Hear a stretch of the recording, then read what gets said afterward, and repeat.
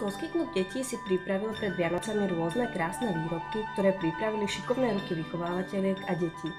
Každý si ich mohol zakúpiť po vyučovaní v Respíriu.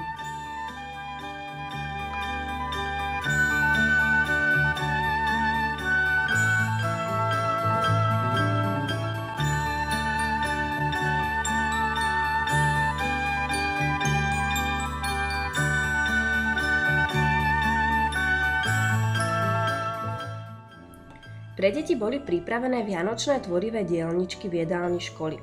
Rodičia mohli so svojimi deťmi vyrobiť netradičnú vianočnú ozdobu pri chutnom punči a sladkých medovníčkoch.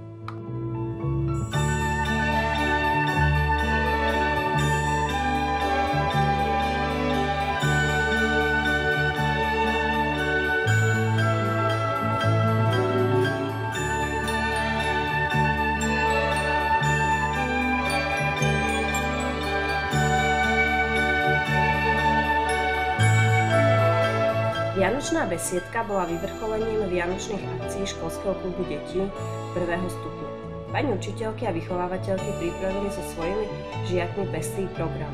Nechýbal tanec, koledy, pesničky, básničky, cvičenie a hrané scénky.